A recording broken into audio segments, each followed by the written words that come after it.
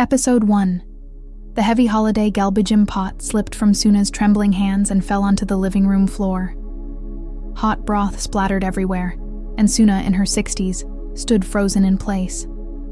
Then, her husband, Doshik, sprang up and approached.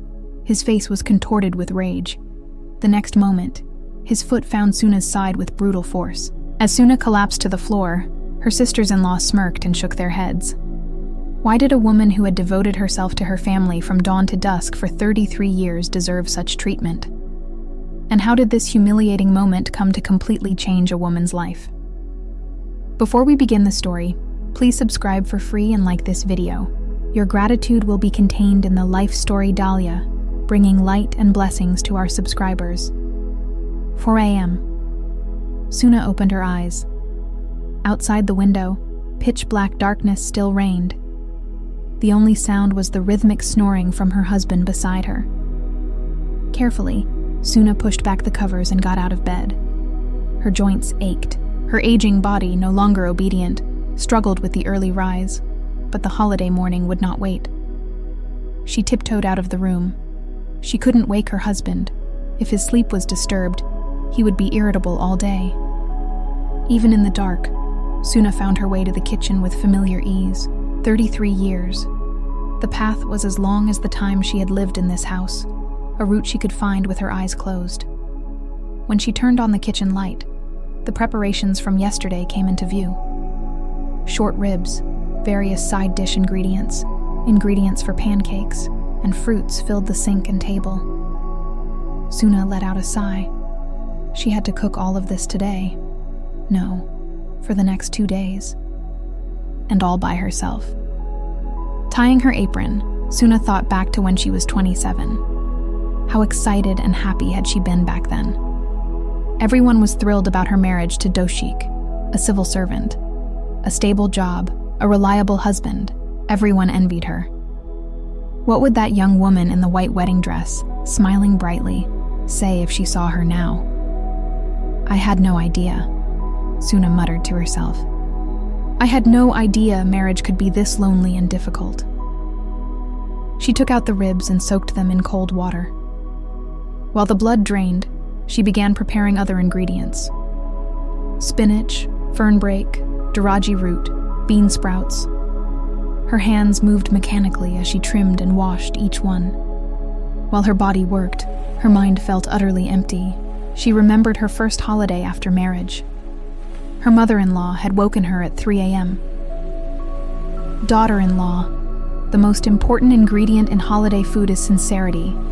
Our family's honor is at stake, so you must not make any mistakes. Those words had made Suna intensely nervous. How hard she had tried to avoid mistakes, to please her mother-in-law. But no matter how hard she tried, it was never enough. The food was too salty, too bland, too watery, too tough. There was always a problem. Mother, I'm sorry for my shortcomings. That's what Suna had said back then. Her mother-in-law had looked at her with cold eyes and replied, You must fill your shortcomings with effort. You must try harder so our Doshik doesn't suffer. After that, Suna tried even harder.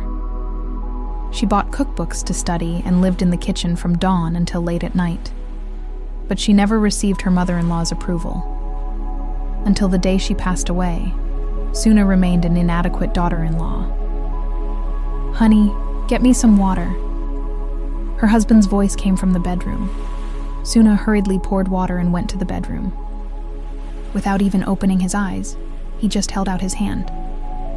When Suna handed him the cup, he gulped it down and thrust the cup back out. Not a single word of thanks.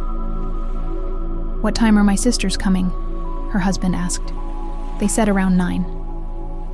You prepared the food properly, right? Last year, my sisters complained a lot. Suna's heart stung.